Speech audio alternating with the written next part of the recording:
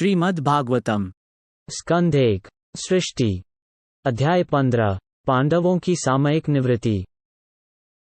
सूत गोस्वामी ने कहा, भगवान कृष्ण के प्रख्यात मित्र अर्जुन महाराज युधिष्ठिर की सशंकित जिज्ञासाओं के अतिरिक्त भी कृष्ण के वियोग की प्रबल अनुभूति के कारण शोकग्रस्त था। अर्जुन शोक से व्याकुल था। उसका मुख और कमल सा हृदय सूख गए थे, जिससे उसके शरीर का सारा तेज चला गया था।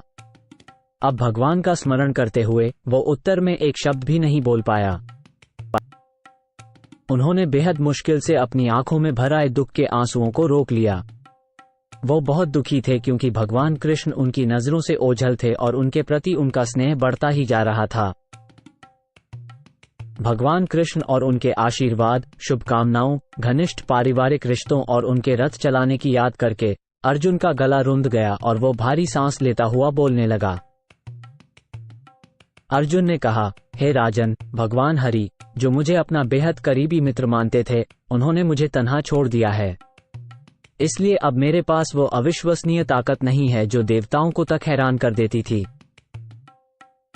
मैंने अभी अभी उन्हें खो दिया है, जिनकी थोड़ी देर की बिछुड़न से सभी ब्रह्मांड प्रतिकूल और शून्य हो जाएंगे, जैसे शरीर बिना आत्मा के।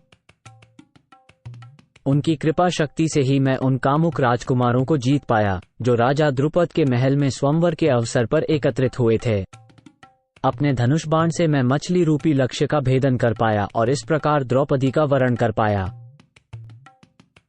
क्योंकि वो मेरे पास था, इसलिए मेरे लिए बहुत ही चतुराई से स्वर्ग के शक्तिशाली राजा इंद्रदेव को उनके देव पार्षदों सहित जीत पाना संभव हुआ और इस तरह अग्निदेव खांडव वन को जला सके। उन्हीं की कृपा से मय नामक असुर को जलते हुए खांडव वन से बचाया जा सका। इस तरह हम अत्यंत आश्चर्यजनक शिल्प कला वाले सभा भवन का निर्माण कर सके, जहां राजसूय यज्ञ के समय सारे राजकुमार एकत्र हो सके और आपको आदर प्रदान कर सके। आपके 10,000 हाथियों के बराबर शक्ति रखने वाले छोटे भाई ने भगवान की कृपा से जरासंध का वध किया, जिसके पैरों की पूजा अनेक राजा करते थे। ये सभी राजा जरासंध के महाभैरव यज्ञ में बलि चढ़ाए जाने के लिए लाए गए थे, लेकिन उन्हें छुड़ा लिया गया। बाद में उन्होंने आपका आधिपत्य स्वीकार कर लिया। उन्होंने ही उन दुष्टों की पत्नियों के बाल खोल दिए, जिन्होंने महारानी द्रौपदी की चोटी खोलने का दुस्साहस किया था। वह चोटी महान राजसूय यज्ञ के अवसर पर सुंदर ढंग से सजाई तथा पवित्र की गई थी। उस समय द्रौपदी अपनी आंखों में आंसू भरकर भगवान कृष्ण के चरणों पर गिर पड़ी थी। हमारे वनवास के समय 10,000 शिष्यों के साथ भोजन करने वाले दुर्वासा मुनि ने हमारे दुश्मनों से मिलकर हमें भयानक संकट में डालने की साजिश रची। उस समय उन्होंने, कृष्ण ने, बस जूठन ग्रहण करके हमें बचा लिया था। इस तरह उनके भोजन स्वीकार करने से नदी में स्नान करने वाले ऋषियों ने महसूस किया कि वे भोजन से पूरी तरह से संतुष्ट हो गए हैं और तीनों लोग भी संतुष्ट हो गए। ये तो उनकी ही कृपा दृष्टि थी कि मैं एक युद्ध में भगवान शिव और उनकी पत्नी, जो कि पर्वतराज हिमालय की पुत्री हैं, को आश्चर्यचकित कर सका।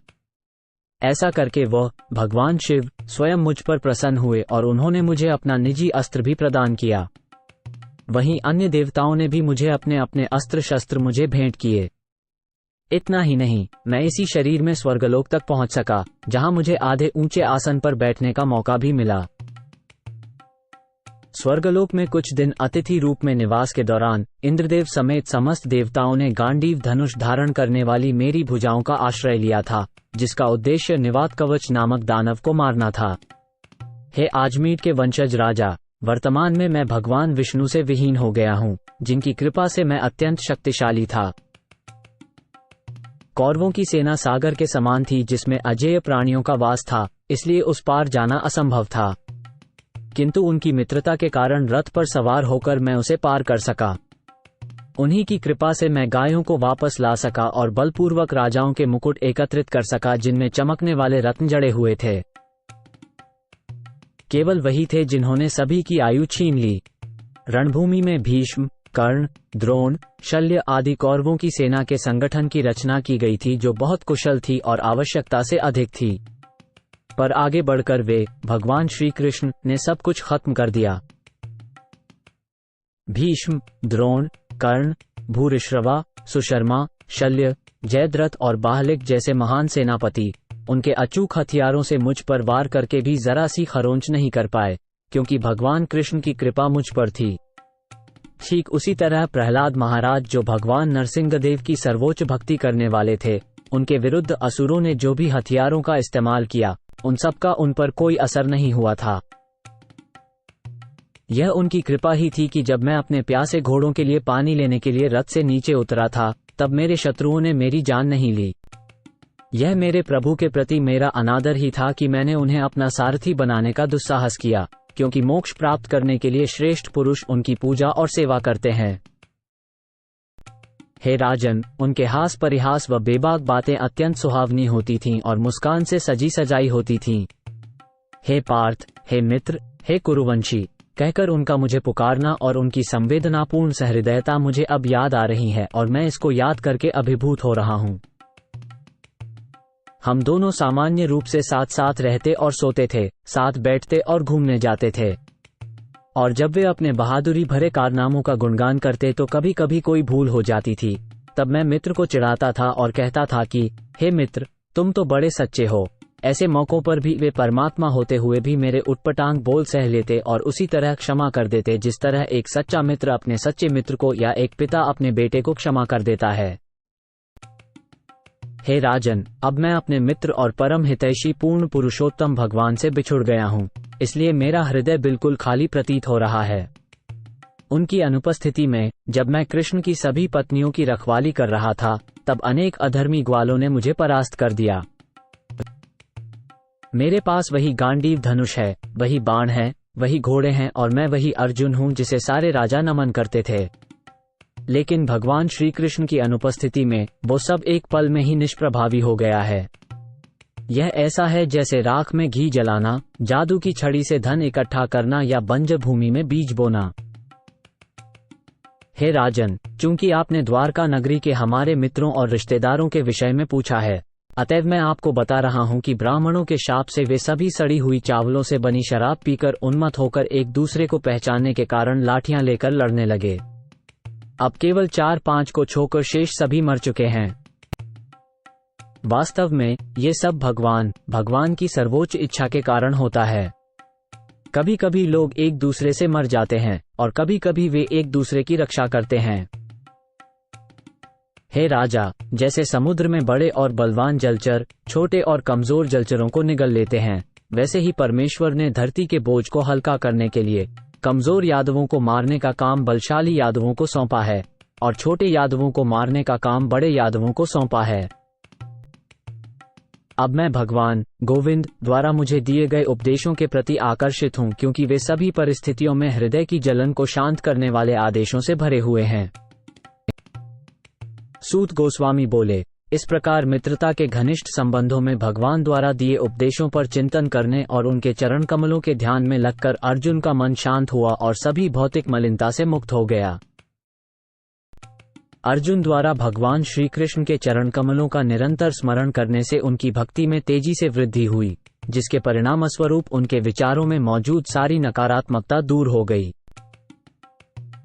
भगवान की लीलाओं और कार्यों के प्रभाव और उनकी अनुपस्थिति के कारण ऐसा लग रहा था कि अर्जुन भगवान के दिए हुए उपदेशों को भूल गए थे, परंतु वास्तव में ऐसा नहीं था और वो पुनः अपनी इंद्रियों पर नियंत्रण पा गए। आध्यात्मिक संपत्ति से युक्त होने के कारण द्वंद्व के उसके संशय पूरी तरह खत्म हो गए। इस तरह वो भौतिक प्रकृति के तीनों गुणों से मुक्त होकर आध्यात्मिक अवस्था में स्थित हो गया। अब उसके जन्म और मृत्यु के चक्र में फंसने की कोई आशंका नहीं थी, क्योंकि वो भौतिक रूप से मुक्त हो चुका था। भगवान कृष्ण के अपने धाम लौटने की खबर सुनकर और यादव वंश के पृथ्वी पर अस्तित्व के अंत को समझते हुए महाराज युधिष्ठिर ने भगवत धाम लौटने का फैसला किया।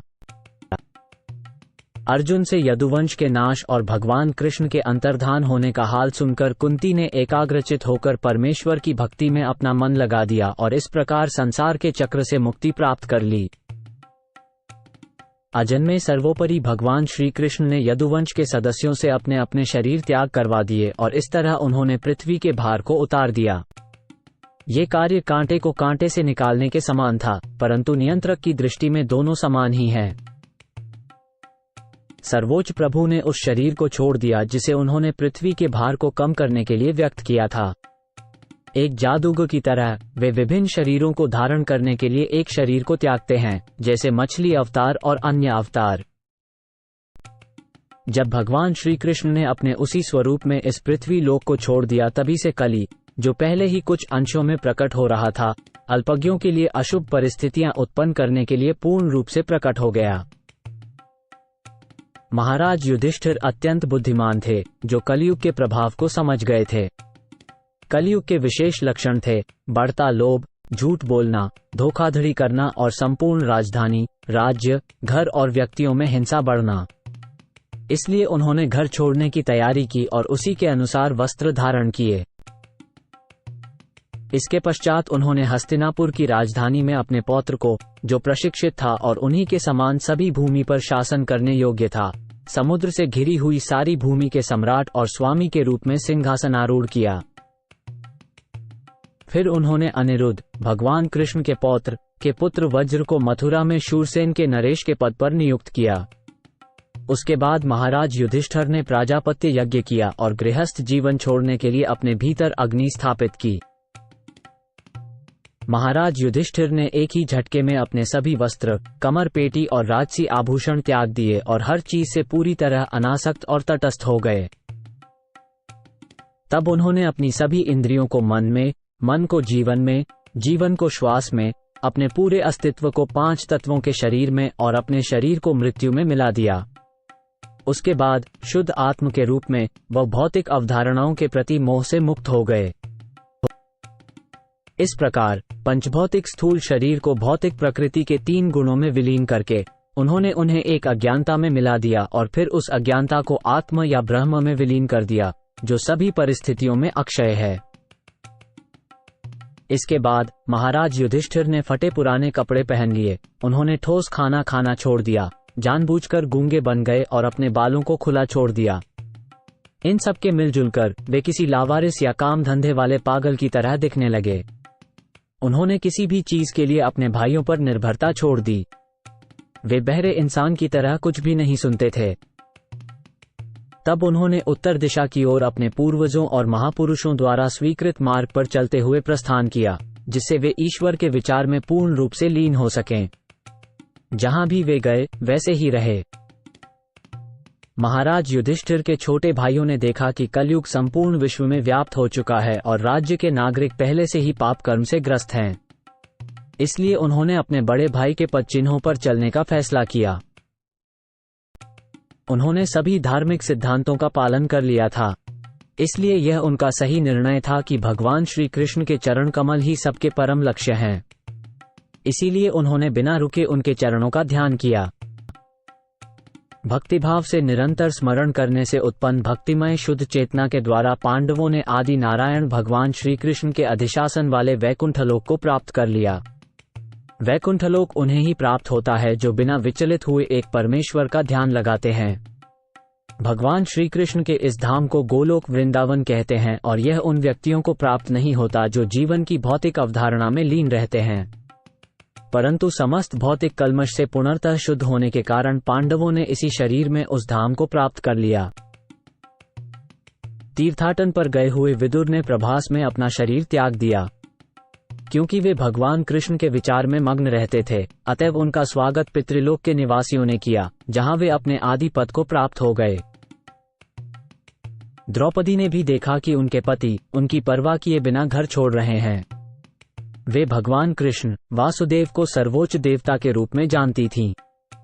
इसलिए वे और सुभद्रा दोनों भगवान कृष्ण के ध्यान में लीन हो गईं और अपने पतियों की तरह ही परम गति प्राप्त की। पांडु पुत्रों का भगवत धाम के लिए प्रस्थान का यह विषय अत्यंत शुभ और पवित्र है। कोई भी श्रद्धा से इस कथा को सुनता है, वह निश्चित रूप से भगवत भक्ति को प्राप्त करके जीवन के परम लक्ष्य तक पहुंच जाता है।